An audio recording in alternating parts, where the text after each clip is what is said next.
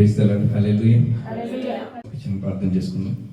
పరలోక తండ్రి యేసయ్య, ఇదిగో తండ్రి, ఈ ఆదివారం పూట సాయంత్రం సమయంలో మిమ్మల్ని ఆరాధించుటకు, మీ వాక్యం ధ్యానించుటకు మేమందరం కుటుంబ సమేతంగా ఇక్కడ చేరుకునేమో ఈ ఆరెంజ్ న్యూస్ చర్చిని ఇక్కడికి వాక్యం ఉందామని చెప్పి మిమ్మల్ని ఆరాధమని చెప్పి మీ ఆశీర్వాదాలు తీసుకుందామని చెప్పి వచ్చిన ఈ ప్రజలందరినీ మీరు దీవించండి. ఇదిగో వాక్య భాగాలు ముందుకెళ్తుండగా వాక్యంలోని భావనలు మేము చక్కగా తెలుసుకొని మా జీవితంలో అన్వయించేలాగా మాకు తోడ్పడండి. మేమందరం ఏం పాటలు పాడాలి, ఏం మాటలు మాట్లాడాలి, ఏ వాక్యం చెప్పాలి, ఏం అర్థం చేసుకోవాలనేది మీ పరిశుద్ధాత్మ శక్తిని మాకు తోడుగా ఉంచి మాకు అవన్నీ నేర్పించండి యేసయ్య. అవన్నీ నేర్పించి మేము జీవితాల్లో మీకు ఇష్టమైన ప్రజలుగా నడుచుకునేలాగా మమ్మల్ని ప్రతి క్షణం మాకు తోడుగా ఉండమని యేసయ్య నామములో అడిగి వేడుకుంటున్నాం తండ్రి.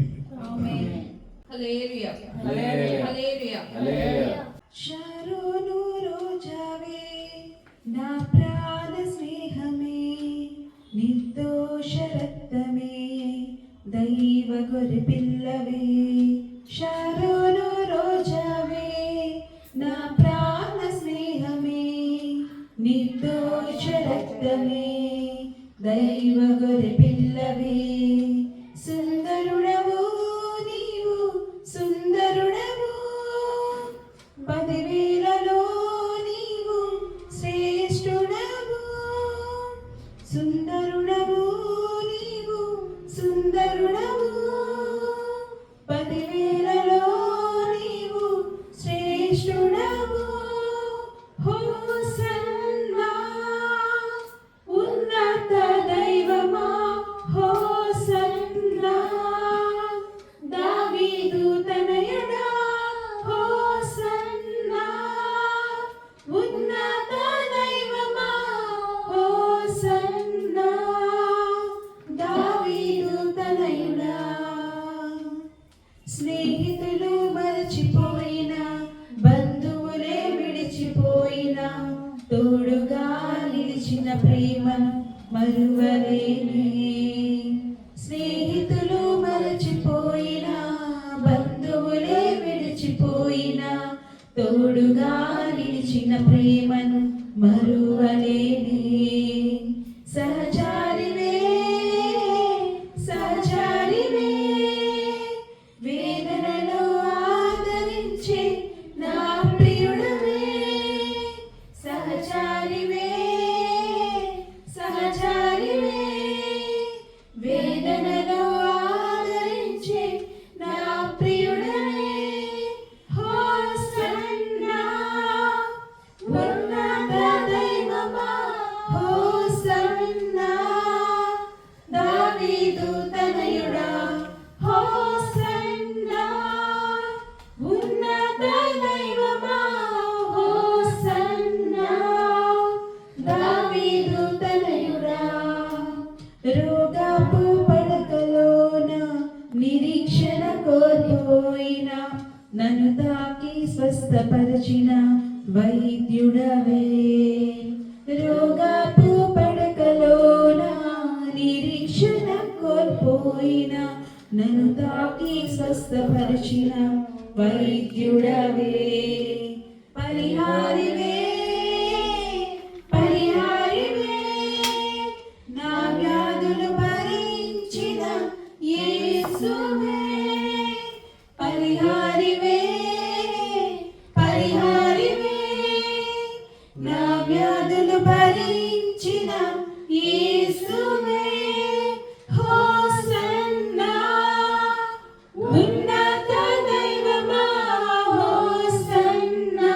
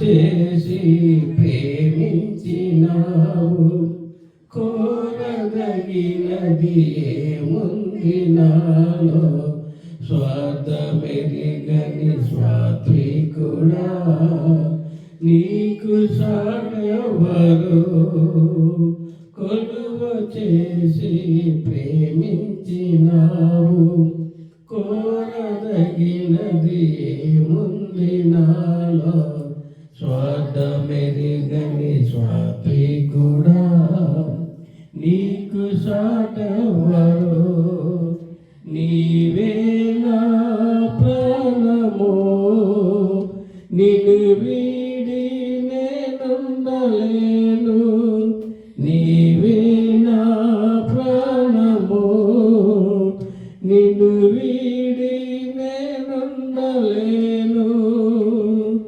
నూతన గీతమునే పాడెదా, మనోహరుడా యేసయ్యా.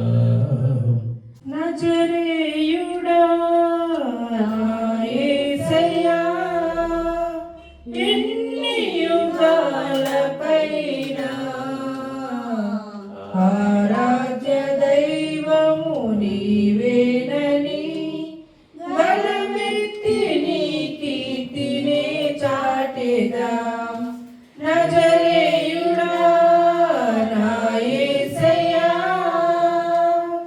ఆకాశ గగనాలను నీ చేత కొలిచితివి, ఆకాశ గగనాలను నీ చేత కొలిచితివి, శూన్యములో ఈ భూమిని, శూన్యములో ఈ భూమిని వేలాడదీసిన నా యేసయ్యా, నీకే వందనం, నీకే వందనం, నీకే వందనం.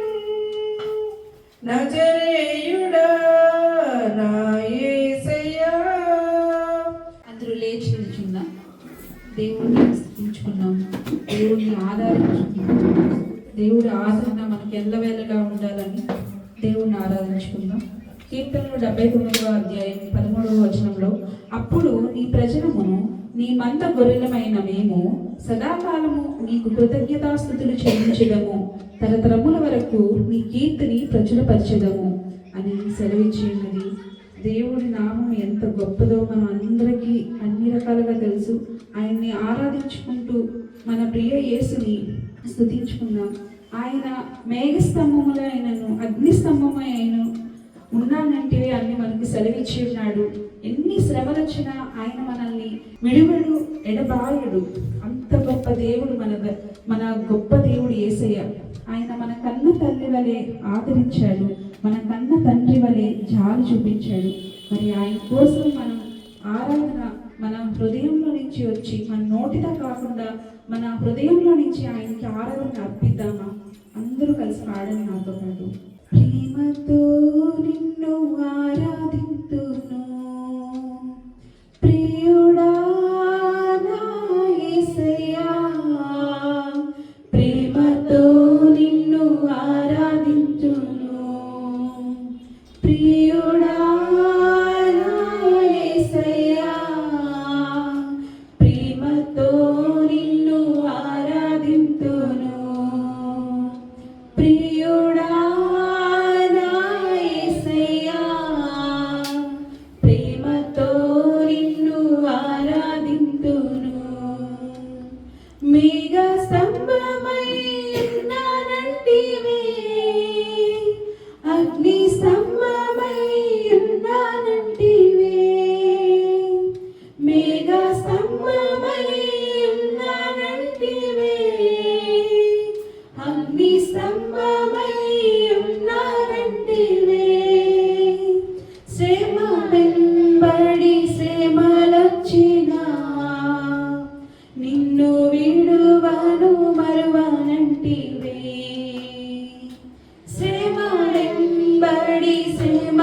వచ్చినా నిన్ను వీడువను వదలనంటివే.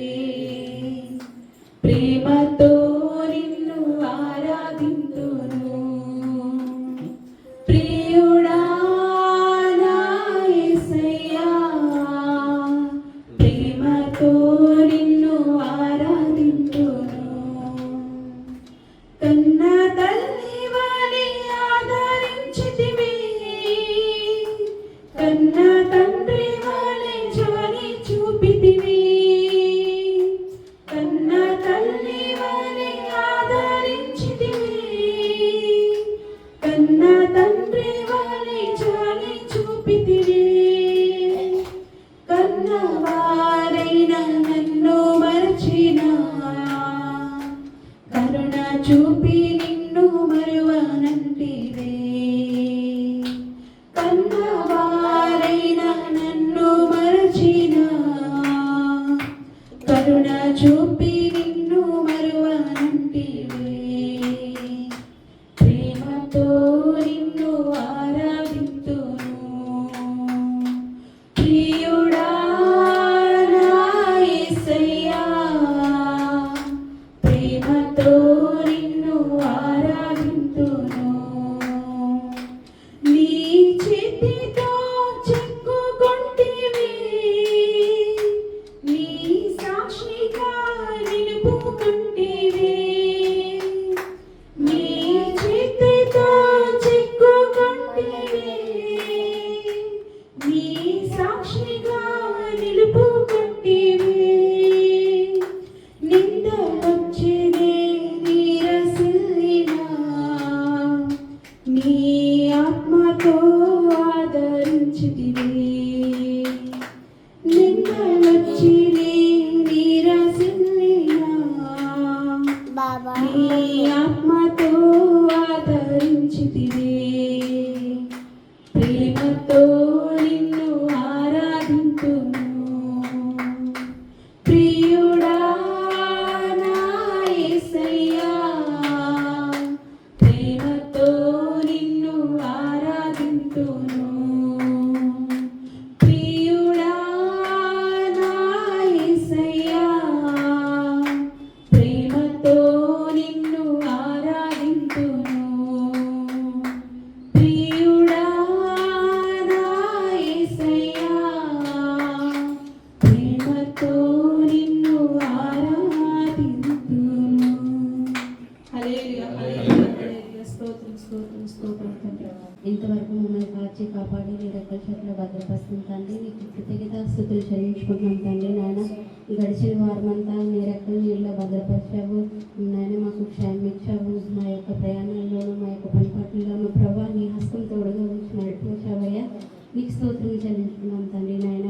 అలాగే నాయన ఈ ఆదివారం జరిగిన సాయంకాలం సమయంలో ప్రభా నాయన నిన్ను స్తుతించడానికి నిన్ను గణపరచడానికి నాయన పాటల్లోనూ వాక్యంలోనూ మీరు ఉండండి నాయన. ఈ సేవలో తండ్రి నాయన ఇప్పుడు వచ్చిన ప్రతి బిడ్డని జ్ఞాపకం చేసుకొని ప్రభా నాయన నాయన నిండైనా నీ వాక్యంతో మమ్మల్ని నింపి నాయన మేము వెళ్ళేలాగా సహాయం చేయండి ప్రభా. మా ఆత్మకు కావాల్సిన మన్నాను మీరు అనుగ్రహించండి. మీరే తోడుగా ఉండి నడిపించండి. ఇలాగే వాక్యం చెప్పిన బిడ్డని కూడా నాయన మీ పరిశుద్ధాత్మతో నింపి వాడుకోండి నాయన. మీరే మేము పొందుకోమని యేసుక్రీస్తు నామమున అడుగుతున్నాం తండ్రి. Amen. Praise the lord. Hallelujah. దేవునికి స్తోత్రం. అందరూ బాగున్నారా? క్రిస్మస్ ప్రేయర్స్ బాగా అవుతున్నాయా? అదే ప్రతిరోజు వెళ్తున్నాను కదా, బాగుతున్నాను, నేర్చుకుంటున్నాను క్రిస్మస్ గురించి. ప్రియ పరలోక తండ్రి, ఇంకో ముఖ్యమైన మీ వాక్యాన్ని ధ్యానించుకొని భాగానికి వచ్చినాం. మీ వాక్యాన్ని ధ్యానించుకొని అందులోని విషయాలు మేము పరిపూర్ణంగా గ్రహించి అందులో మీరు ఏదైతే ఆశీర్వాదించారో మీరు తోడుంటే మాకు ఎటువంటి ఆశీర్వాదం, మాకు ఎటువంటి కృప లభిస్తుందో, మా జీవితాలు ఎలా వర్ధిల్లుతాయో అభివృద్ధి చెందుతాయో ఆ విధంగా మేము కూడా నేర్చుకొని వాటిని అమలుపరిచేలాగా మీ పరిశుద్ధాత్మ శక్తిని మాకు తోడుగా ఉంచండి. ఆమేన్. ఆదికాండం 39వ అధ్యాయం 2వ వచనం ఒకసారి. యెహోవా యోసేపునకు తోడై ఉండెను కనుక అతడు వర్ధిల్లుచు తన యజమానుడగు ఆ ఐగుప్తీయుని ఇంట నుండెను. యోసేపు తెలుసు కదా మీ అందరికి, అబ్రహాం కుమారుడు ఇస్సాకు, ఇస్సాకు కుమారుడు యాకోబు.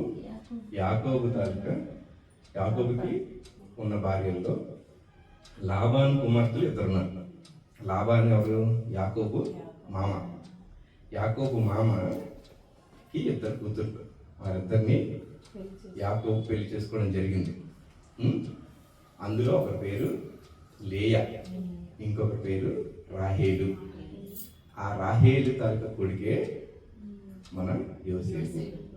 రాహేలు వృద్ధాప్యంలో తనను దేవునికి మొరపెట్టగా యోసేపు పుడతాడు అన్నమాట. ఓకే, ఇప్పుడు మనం ఏం చదువుతున్నాం? దేవుని ఆత్మ యోసేపు వద్ద ఉండెను. దేవుని ఆత్మ యోసేపు వద్ద ఉంటే ఏమైంది? అతను దినదినము వర్ధిల్లాడు. అంటే మనం దినదినము వర్ధిల్లాలంటే, మనం అభివృద్ధి చెందాలంటే ఎవరి ఆత్మ అంతా ఉండాలి? దేవుని ఆత్మ అంతా ఉండాలి. దేవుడు వాగ్దానం ఇస్తే నెరవేర్చే దేవుడు, మనుషుడు కాదు మర్చిపోవడానికి అని మనం పాటలు పాడతాం కదా. ఈ మధ్య పాటలు ఎలా ఉంటున్నాయంటే బైబిల్లో వాక్యాలే రాస్తారు. అది కీర్తనలు కొంతమంది రాస్తారు, అక్కడక్కడ వాగ్దానాలు కూడా కొంతమంది రాస్తారు. పాటలు వినేటప్పుడు కూడా మనకి దేవుడు వాగ్దానాలు మనకు గుర్తు చేసుకోవచ్చు. దేవుడు నరుడు కాదు మర్చిపోవడానికి, వాగ్దానం ఇస్తే నెరవేరుతుంది. ఒకసారి యెహోవా యోసేపునకు తోడైయుండెను కనుక అతడు వర్ధిల్లుచు తన యజమానుడగు ఆ ఐగుప్తీయుని ఇంట నుండెను. సో దేవుని ఆత్మ మన మీద ఉంటే ఏముందంటే మనం వర్ధిల్లుతూ ఎక్కడ? మన యజమానుల దగ్గర ఉంటాం. సో మనం రాజులు తినే బల్ల మీద కూర్చొని మనం కూడా మంచి భోజనం చేస్తాం, మన జీవితం బాగుంటాం. అది ఎలా జరిగిందో మనం ఒకసారి చూద్దాం. యోసేపు కథ ఇప్పుడు మనం తెలుసుకొని దేవుడు తనకు తోడుగా ఎలా ఉన్నాడు, యోసేపు జీవితంలో తనకి ఏమేమి జరిగాయో చూద్దాం. ఓకే, అయితే ఫస్ట్ యాకోబు రాహేలు కనగా యోసేపు పుట్టాడు కదా. యోసేపుకి 11 మంది అన్నదమ్ములు ఉన్నారు. మీకు తెలిసే విషయం, 11 మంది అన్నలు ఉన్నారు, అండ్ ఒక అక్క కూడా ఉంది. అందరిలో చిన్నవాడే యోసేపు అన్నమాట. యోసేపు చాలా కాలం తర్వాత తన తల్లి రాహేలు వృద్ధురాలుగా ఉండేటప్పుడు బెన్యామీనే ఒక అబ్బాయి పుడతాడు. మరీ చిన్నవాడు బెన్యామీన్. కానీ ఈ బెన్యామీన్ పుట్టక ముందే ఇది జరిగింది. యాకోబుకి యోసేపు వల్ల చాలా విషయాలు జరిగాయి. అవి మీకు ఎవరు చెప్పకపోయి ఉండొచ్చేమో, ఒక చెప్తే చాలా మంచిది. నేను చెప్తాను. యోసేపు పుట్టిన తర్వాతే యాకోబు లాబాన్ నుంచి బయటకు వెళ్ళిపోతామని చెప్పి అనుకుంటాడు. లాబాన్ అంటే వాళ్ళ మేనమామ దగ్గర చాలా సంవత్సరాలుగా యాకోబు పనిచేస్తాడు. ఎప్పుడు ఇస్సాకు పంపిస్తే యాకోబు వెళ్తాడు. వెళ్ళి రాహేలు మొదటగా ప్రేమిస్తాడు. రాహేలు చిన్నది, లేయా పెద్దది. అయితే రాహేలు ప్రేమించినప్పుడు వాళ్ళ మామ దగ్గరికి వెళ్ళి రాహేలు నాకు ఇచ్చి పెళ్లి చేయమని యాకోబు అడుగుతాడు. అయితే 7 సంవత్సరాలు తనకి సహాయంగా ఉంటే అప్పుడు నేను నా కూతురు నుంచి పెళ్లి చేస్తానని చెప్పి లాబానంలో జరుగుతుంది. అయితే 7 సంవత్సరాలు కష్టపడి పనిచేస్తాడు. 7 సంవత్సరాలు అయిపోయిన తర్వాత ఇదిగో సమయం వచ్చింది, 7 సంవత్సరాలు నువ్వు చెప్పినట్టుగానే నేను నీ కోసం పనిచేశాను కాబట్టి నీ కూతురు నుంచి వివాహం చేయాలంటే సరే ఒప్పుకుంటాడు. కానీ లాబాన్ ఏం చేస్తాడంటే కొంచెం మోసం చేసి రాహేలు బదులుగా లేయా నుంచి పెళ్లి చేస్తాడు. ఇదేంటి ఇలా చేసావని చెప్పి అని అంటే మరొక 7 సంవత్సరాలు నువ్వు నా దగ్గర పనిచేసినట్లయితే రాహేలు నుంచి పెళ్లి చేస్తానంటే ఇంకొక 7 సంవత్సరాలు కూడా పనిచేస్తాడు. అంటే 7 సంవత్సరాలు 14 సంవత్సరాలు 14 సంవత్సరాలు బానిసత్వంలో ఉన్నట్ట లేదా? అంటే 14 సంవత్సరాలు లాబాన్ దగ్గర బానిసత్వంగా ఉండిపోయాడు. అంటే అక్కడ తనకంటూ ఒక ఆస్తి లేదు. తన యజమాని అయిన తన మామ అయిన లాబాన్ తలక ఆ గొర్రెలు కాసుకుంటూ ఉండాలి. తన ఆస్తి సంరక్షణ పనులు మాత్రమే చేయాలి. అంతేగాని తనకంటూ ఒక అధికారం లేదు, తనకంటే ఒక ఆస్తి లేదు, తనకంటూ ఒక స్వతంత్ర జీవనం లేదు.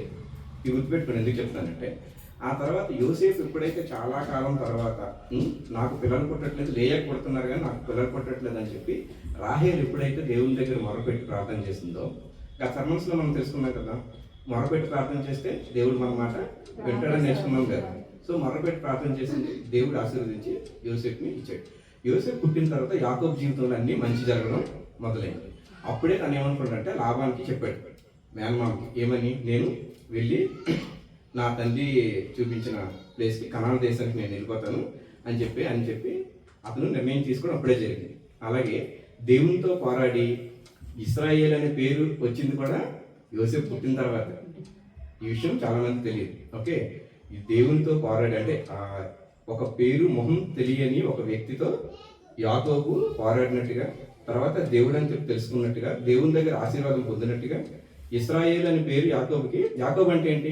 యాకోబు అనే పేరుకి అర్థం తెలుసు కదా, యాకోబు అనే పేరుకు మోసగాడు అని అర్థం. ఎందుకంటే యాకోబు మోసం చేసి తన తండ్రి దగ్గర నుంచి జ్యేష్ఠత్వం తీసుకున్నాడు. దానికి శిక్ష ఏమో తెలియదు, కానీ లాభాన్ దగ్గర ఇన్నాళ్ళు బానిసత్వం చేయాల్సిన వచ్చింది. సో అలా అలా అయిందనమాట. సో ఆ బానిసత్వం నుంచి బయటికి రావడం కానీ, దేవుని యొద్ద నుంచి ఆశీర్వాదం పొందడం కానీ, దేవునితో పేరు పెట్టించబడడం కానీ, తనకంటూ ఒక ఆస్తి సంపాదించుకోవాలనుకోవడం కానీ, ఆ బానిసత్వం ఉన్న ఏరియా నుంచి వేరే ఏరియాకి వెళ్ళాలి అని చెప్పి ఆ ఆలోచన రావడం కానీ, ఇవన్నీ యోసేపు పుట్టిన తర్వాతే జరిగాయి. జనరల్గా మన పిల్లలు ఎవరైనా సరే మనం జనరల్గా ఏమంటాం, వీళ్ళు మనకు చాలా అదృష్టం, ఈ పాప పుట్టిన తర్వాత నాకు మంచి జరిగింది, ఈ బాబు పుట్టిన తర్వాత మంచి జరిగింది అని పేరు చెప్పుకుంటాం కదా. అలాగా యోసేపుని చాలా అమితంగా ప్రేమించడం మొదలుపెట్టాడు. ఎవరు? యాకోబు.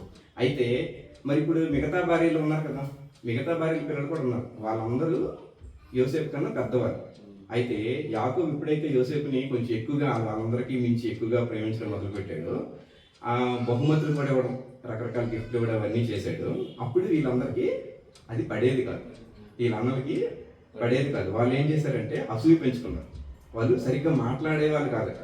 మొదట్లో కొంచెం అసూయ పడేవాళ్ళు, కానీ తర్వాత రాను రాను మరింత పగబట్టిరి, ఇంకొంత పగబట్టిరి, మరీ ద్వేషం పెంచుకొని అని చెప్పి బైబిల్లో ఉంది.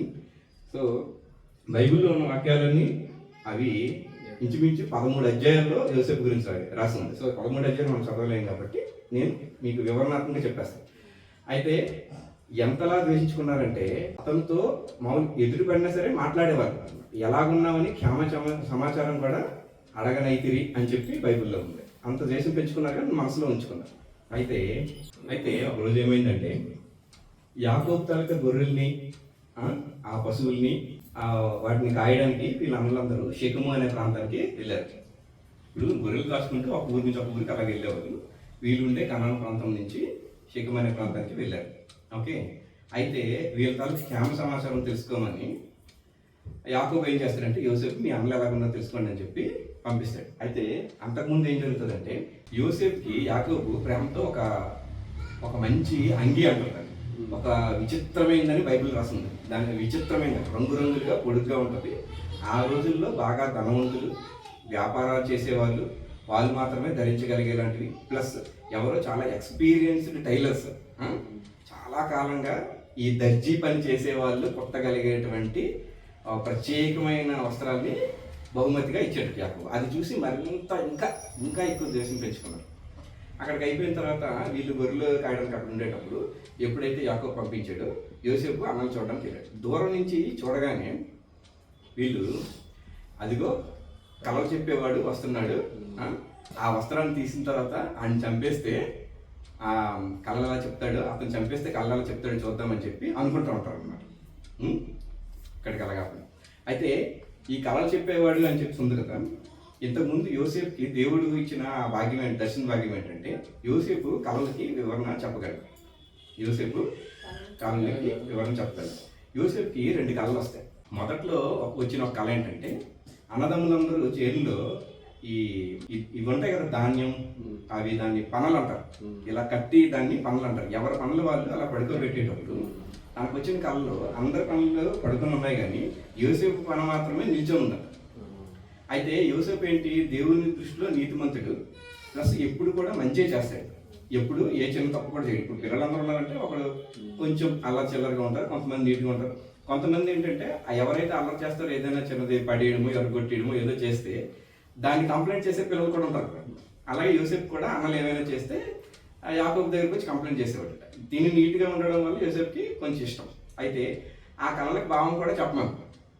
ఆ కళల భావం ఏంటి, వీళ్ళందరూ ఇప్పుడు ఎవరైతే అన్నదమ్ములు ఉన్నారో అన్నదమ్ములందరూ యోసేపు కింద పనిచేస్తారు, యోసేపుకి నమస్కరిస్తారు అన్న భావము అది ఉంది ఆ పనుల్లో.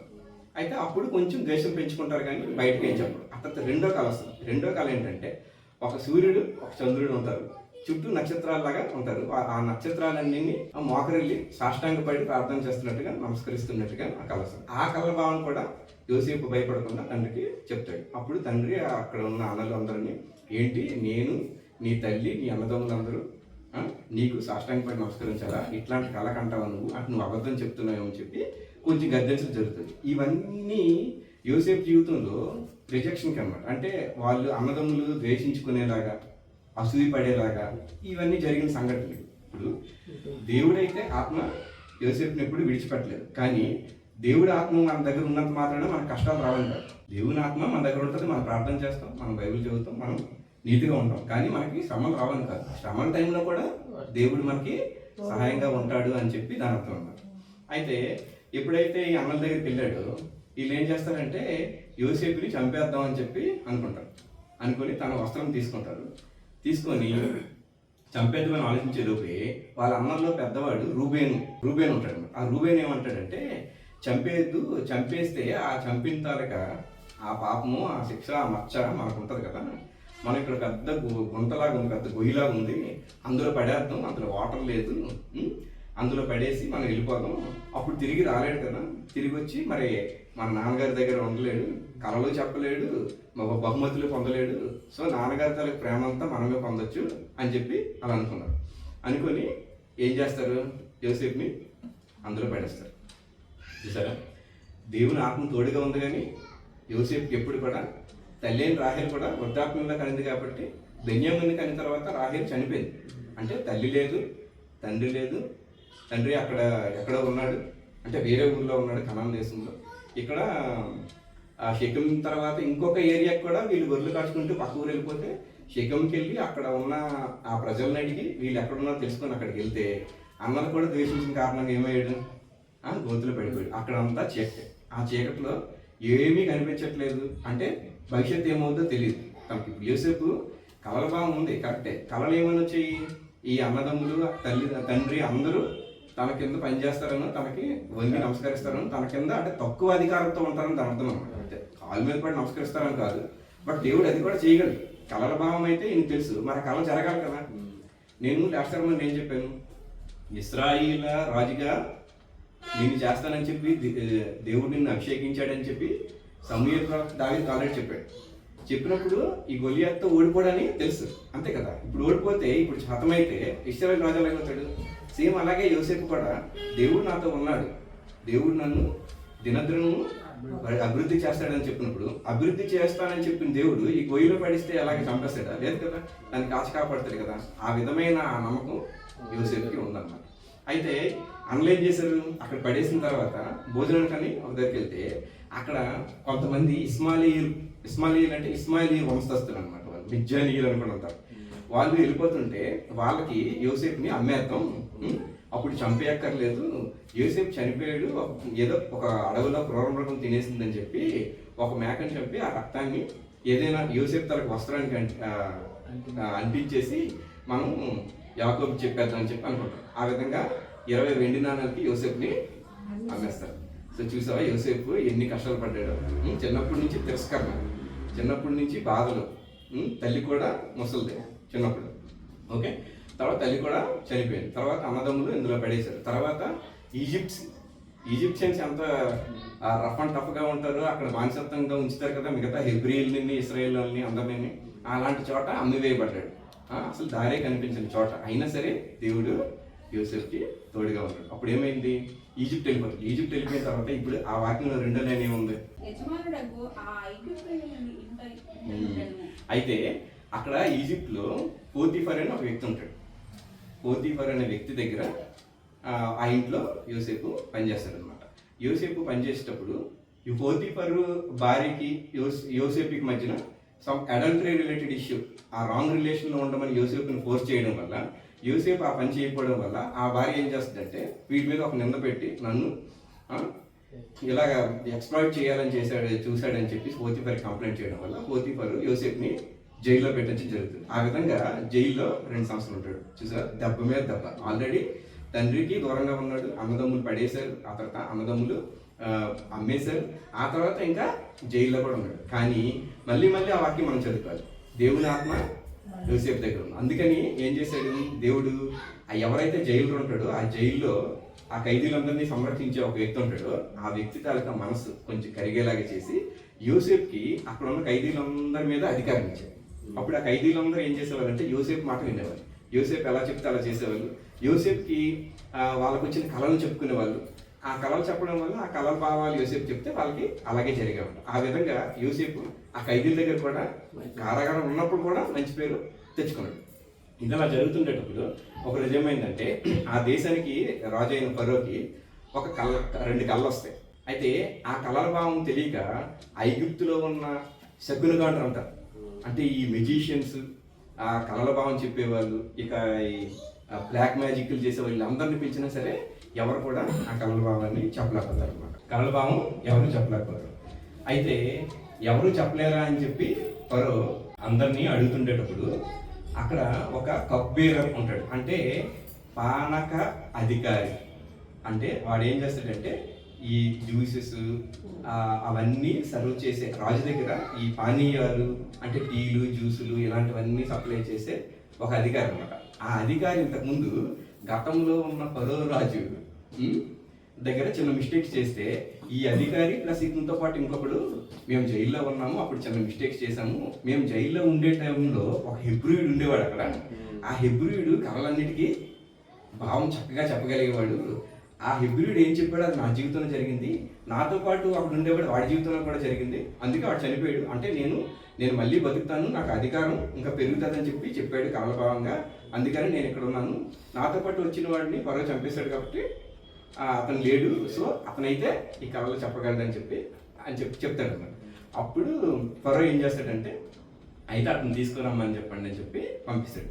అప్పుడు యోసేపు ఏం చేస్తాడు, నీట్గా కటింగ్ చేసుకొని ట్రిమ్ చేసుకొని చక్కగా మంచి వస్త్రాలు చూసేవాడు. అంటే మార్పు మొదలైంది.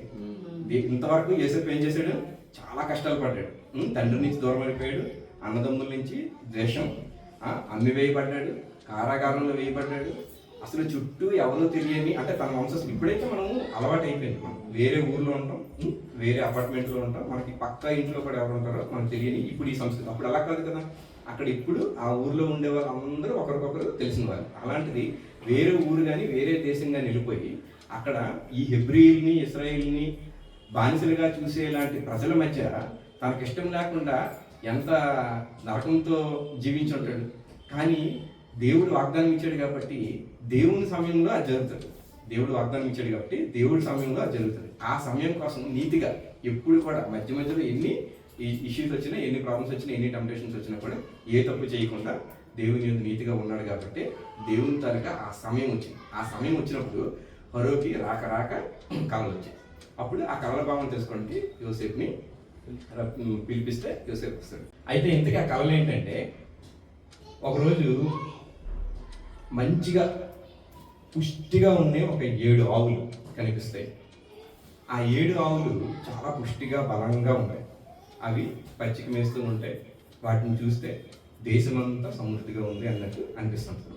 అలాగే వాటితో పాటు 7 బాగా క్షీణించిపోయిన, నీరసించిపోయిన, ఇప్పుడు ఈ క్షణంలో చచ్చిపోతాయేమో అన్నంతగా ఉన్న ఒక 7 ఆవులు కూడా కనిపించాయి. అయితే అతని కళ్ళలో ఏం కనిపించిందంటే ఈ బాగా క్షీణించిపోయి నీరసించిపోయి ఉన్న 7 ఆవులు కాస్త ఈ పుష్టిగా ఉన్న 7 ఆవుల్ని తినేసారు. అయినా సరే ఆ పుష్టిగా ఉన్న 7 ఆవులు చనిపోగా ఈ క్షీణించిపోయిన ఆవులు కూడా అలాగే అదే స్థాయిలో అదే స్థితిలో ఉన్నాయి, కానీ ఇవి మళ్ళీ పుష్టిగా అవడం కానీ బాగుపడడం కానీ జరగలేదు. అర్థమైందా? సో ఈ కళకి భావం ఎటువంటి సెకండ్ గార్డర్ కానీ ఈ మ్యాజిక్లు చేసేవాళ్ళు కానీ ఎవరు కూడా చెప్పలేకపోతే అప్పుడు యోసేపు వచ్చాడు కదా, యోసేపు ఏమంటాడంటే ఫరో చక్రవర్తితో, ఇది ఈ కళల భావం చెప్పేది నేను కాదు, దేవుడే ఈ కళల భావం చెప్పగలడు. దేవుని తాలూకా ఆ తెలివితేటలు అన్నమాట. రాజుకి ఎప్పుడైనా సరే అది మంచిదైనా నచ్చందే చెప్పామనుకో మనకి వెంటనే మరణ శిక్ష. రాజుకి నచ్చితేనే, అది చెడ్డదైనా వాడికి నచ్చితే పర్లేదు, అది మంచిదైనా నచ్చకపోతే మనకు మరణ శిక్ష. దాన్ని తప్పించుకోవడానికి దేవుని తాలూకా ఆత్మ ఉంది కాబట్టి మళ్ళీ చదవాలి. దేవుని తాలూకా ఆత్మ అంత ఉంది కాబట్టి తెలివిగా మాట్లాడాడు. ఏమని మాట్లాడాడు, ఇక్కడ నేను మాట్లాడేది నేను కాదు కానీ దేవుడే మాట్లాడుతున్నాడు అని చెప్పి ఈ కళల భావం కూడా దేవుడే చెప్తాడు అని చెప్పి కళల భావం చెప్పడం మొదలెట్టాడు. ఏమని చెప్పాడు, 7 పుష్టికరమైన ఆవులంటే ఇప్పుడు ఈ ఐగుప్తు రాజ్యం అంతా కూడా వస్తున్న 7 సంవత్సరాలు మంచి పాడి పంటలతో సమృద్ధిగా ఉంటాము. పంటలు కానీ, పశు సంపద కానీ, మనుషుల ద్వారా ఆరోగ్యాలు కానీ, మన వేరే ఇతర రాజ్యాల మీద మనకి అధికారం కానీ, విజయం కానీ ప్రతిదీ చక్కగా ఉంటుంది. ఈ 7 సంవత్సరాల తర్వాత మహాకరువు వస్తుంది. ఆ మహాకరువు ఎంత భయంకరంగా ఉంటుందంటే ఈ 7 సంవత్సరాల్లో మనం సంపాదించుకున్న ఈ పంటలు కానీ, అలాంటి ఆస్తులు కానీ, ఈ లైఫ్ స్టాక్ ఉంది కదా, ఈ పశువులు కానీ లేకపోతే ఇంకా ఎటువంటి అసెట్స్ అయినా కానీ అవన్నిటిని కోల్పోయేంత భయంకరమైన కరువు 7 సంవత్సరాల పాటు ఈ రాజ్యానికి రాబోతుంది అని చెప్పి యోసేపు చెప్పడం జరుగుతుంది. అప్పుడు ఫరో ఏమంటాడంటే, ఇప్పుడు ఈ కళ్ళకి భావం మనకు తెలిసింది కాబట్టి ఈ కళల భావం ఇంత చక్కగా చెప్పగలిగిన ఈ యోసేపు ఈ వ్యక్తి దగ్గర దేవుని తాలూకా ఆ కృపా కరుణ ఉన్నాయని చెప్పి నేను బలంగా నమ్ముతున్నాను. అయితే కళ్ళ భావం ఒకటి చెప్తే సరిపోద్దా? ఈ 7 సంవత్సరాల కరువును కూడా తప్పించుకోవాలి కదా.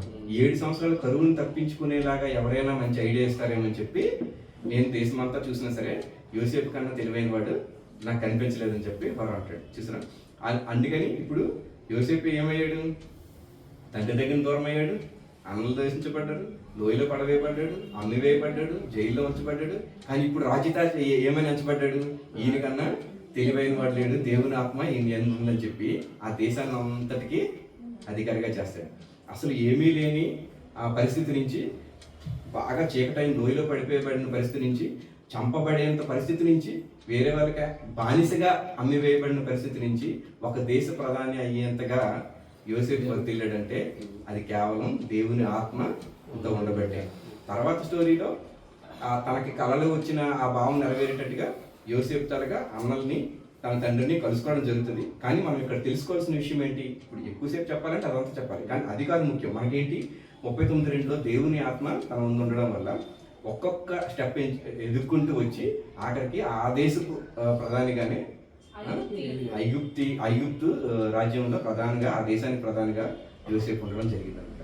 ఈ కథలో మనం తెలుసుకుంది ఏంటంటే, మనకి ఎటువంటి ప్రాబ్లమ్స్ ఉన్నా, మనం ఎటువంటి రిజెక్షన్ ఉన్నా, మనం ద్వేషించినా, మనకి ఎవరు వద్దన్నా, మనకి ఎటువంటి సహాయం రాకపోయినా సరే, ఎలాంటి ప్రాబ్లమ్స్ మనం ఫేస్ చేస్తున్నా, మనం నమ్ముకున్న దేవుడు, నమ్మదగిన దేవుడు, వాగ్దానం ఇస్తే నెరవేర్చే దేవుడు కాబట్టి యోసేపు వల్లే నీతిమంతుడిగా ఉంటే, ఇది గుర్తుపెట్టుకోవాలి మనం.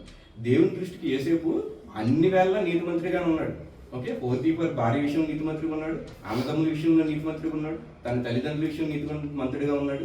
ఆఖరికి ఫరో రాజు తనకి అప్పగించిన అన్ని బాధ్యతలు, అంటే ఈ కరువుని వాటన్నిటిని చూసుకొని లేని రాజ్యాలకి అన్నిటినీ సకాలంలో అన్ని సమకూర్చేలాగా ఉండే, తన అధికారంలో ఉన్న అన్ని పనుల్ని కూడా, అన్ని విషయాల్లో, లోకం విషయంలో, దేవుని విషయంలో కూడా నీతిగా ఉన్నాడు. కాబట్టే దేవుని ఆత్మ యోసేపు చుట్టూ ఉంది. అప్పుడు యోసేపు దినదినం అభివృద్ధి చెందాడు. మన జీవితంలో కూడా మనం దినదినం అభివృద్ధి చెందాలంటే దేవుని ఆత్మ మనం ఉండాలి. దేవుని ఆత్మ మనం ఎందుకు ఉండాలంటే మనం దేవుని యొక్క నిరీక్షణ కలిగి విశ్వాసంతో ఉండాలి. దేవుడు ఈ వాక్య పట్టణాన్ని దీవించిన కాక. అయితే ఇప్పుడు మనం హోలీ కమ్యూనియన్ తీసుకుందాం. 1 కొరింథీ 11వ అధ్యాయం ఒకసారి తీయండి. 1 కొరింథీ 11వ అధ్యాయం ఫస్ట్ అయితే 26 చదవండి. మీరు ఈ రొట్టెను తిని ఈ పాత్రలోనిది త్రాగనప్పుడల్లా ప్రభువు వచ్చే వరకు ఆయన మరణమును ప్రచురించుదురు. అలాగే 28. కాబట్టి మనుషుడు తను తాను పరీక్షించుకొనవలెను, అలాగే చేసి ఆ రొట్టెను తిని ఆ పాత్రలోనిది త్రాగవలెను. దేవుడు ఏం చెప్తున్నాడంటే, ఈ రొట్టెను తిని ఈ పాత్రలో త్రాగినప్పుడల్లా ప్రభువు వచ్చే వరకు, అంటే 2వ రాకడ వచ్చినంత వరకు ఆయన మరణాన్ని మనం ప్రకటించాలి. ఓకే, మన పాపాలు ప్రక్షాళన అవ్వడానికి, మనకు రక్షణ లభించడానికి ఆయన శిలువపై మరణం పొందాడు. కాబట్టి ఆ మరణాన్ని మనం ప్రకటించాలనే ఉద్దేశంతో ఆ రొట్టె తినేటప్పుడు కానీ, ఈ ద్రాక్షరసం తాగేటప్పుడు కానీ గుర్తు చేసుకోమని దేవుడు మనకి చెప్తున్నాడు. అలాగే 28వ వచనంలో ప్రతి మనుష్యుడు తను తాను పరీక్షించుకునేవాళ్ళు, అలాగ చేసి ఆ రొట్టెను తిని ఆ పాత్రలో తాగడం. తను తాను పరీక్షించుకోవడం అంటే, ఎప్పుడైతే ఈ దేవుని శరీరం అనబడి ఈ రొట్టె, దేవుని రక్తం అనబడి ఈ ద్రాక్షరసం తీసుకునేటప్పుడు ముందు మనలో ఏవైనా పాపాలు ఉన్నాయా, మనం ఎవరి మీద ద్వేషం పెంచుకున్నామా, మనము తొందరపడి తీసుకోవాల్సిన నిర్ణయాలు ఏవైనా ఉన్నాయా, మనం నిర్మలంగా ఉండాలి, మన మనసులు ఎప్పుడు కూడా బాగుండాలి, ఎవరి మీద ద్వేషాలు, పగలు అలాంటివి పెట్టుకోకూడదు, ఎటువంటి పాప ఆలోచనలు కూడా మనకు ఉండకూడదు. అలాంటి సమయంలో దేవుడు మనకు అండగా ఉన్నాడని చెప్పి, దేవుడు మన రక్షకుడు అని చెప్పి నమ్మి అంత పరిశుద్ధంగా మన హృదయాలు ఉంచుకుంటేనే మనం ఈ రొట్టె విడిచి తినాలి, అలాగే మనం ద్రాక్షరసం తాగాలి. ఇది ఖచ్చితంగా పౌలు చేయమని చెప్పి చెప్తున్నారు. అయితే నేను ఇప్పుడు అది చదువుతాను, నేను చదివినంత వరకు మీరు అది బైబిల్లో ఉంటే చూడండి అలాగా. ఓకే, 23 నుంచి నేను చదువుతున్నాను. ప్రభువైన యేసు తాను అప్పగింపబడిన రాత్రి ఒక రొట్టెను ఎత్తుకొని కృతజ్ఞతాస్తుతులు చెల్లించి దాన్ని విరిచి, ఇది మీ కొరకైన నా శరీరం, నన్ను జ్ఞాపకం చేసుకున్నట్టుకై దీనిని చేయుడు అని చెప్పాను. ఆ ప్రకారమే భోజనమైన పిమ్మట ఆయన పాత్రను ఎత్తుకొని, ఈ పాత్ర నా రక్తం వలన కొత్త నిబంధన, మీరు దీనిలోనిది తాగినప్పుడల్లా నన్ను జ్ఞాపకం చేసుకున్నట్టుకై దీన్ని చేయడని చెప్పారు. మీరందరూ కళ్ళు మూసుకొని మీకోసం మీరు ప్రార్థన చేయండి, మీ హృదయాన్ని సిద్ధి చేసుకోండి. ఈలోగా మీకు రొట్టె ద్రాక్షరసం ఇవ్వబడతారు.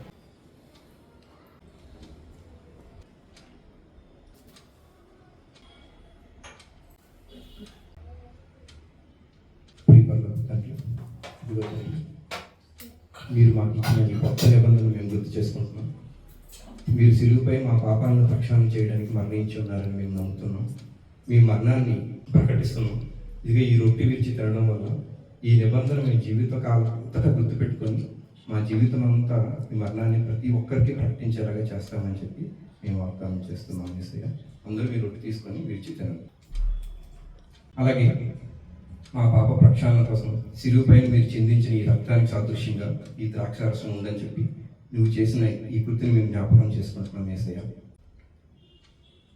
యేసుక్రీస్తు మన కోసం బలి అయి సిలువు మీద మరణించి తిరిగి 3వ నాడు లేచాడని చెప్పి మనం అందరం పరిపూర్ణంగా నమ్ముతున్నాం.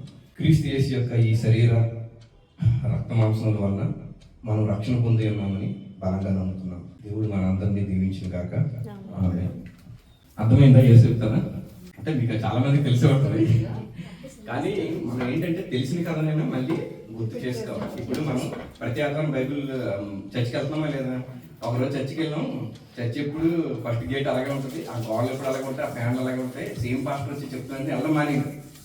అలాగే బైబిల్ మనకి కొన్ని సంవత్సరాల పాటు మనం అది పూర్తి చిరిగిపోయినంత వరకు చదువుతూనే ఉంటాం. కొన్నిసార్లు చిరిగిపోయిన సార్ అడ్డించుకొని కొంతమంది చదువుతారు. ఎందుకంటే ఆ బైబిల్లోనే వాళ్ళగా దేవునితో ఉన్న ఐక్యతల జ్ఞాపకాలు, ఆ ప్రార్థన చేసేటప్పుడు ఆ కన్నీరు కూడా దాని మీద ఉండుంటుంది. సో మనం ఏంటంటే మన బైబిల్ వదలం, మన చర్చి వదలం, అలాగే ఈ సాంగత్యాన్ని కూడా మనం వదలకూడదు. ప్రతి క్షణం దేవుణ్ణి మనం గుర్తుపెట్టుకోవాలి. దేవుని తాలూకా ఆ మరణాన్ని మనం ప్రకటించాలి.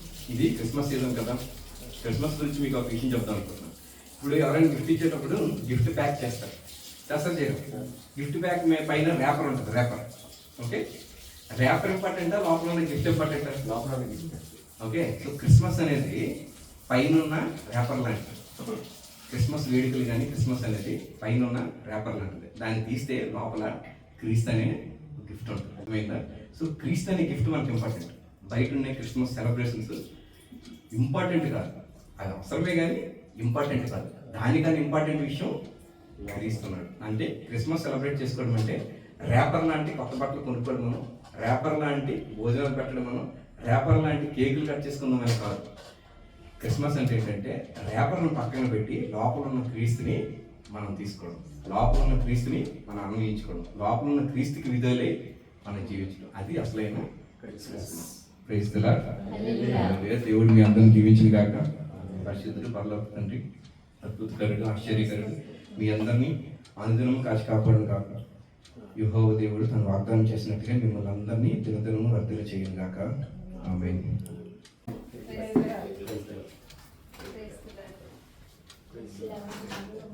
Praise the Lord.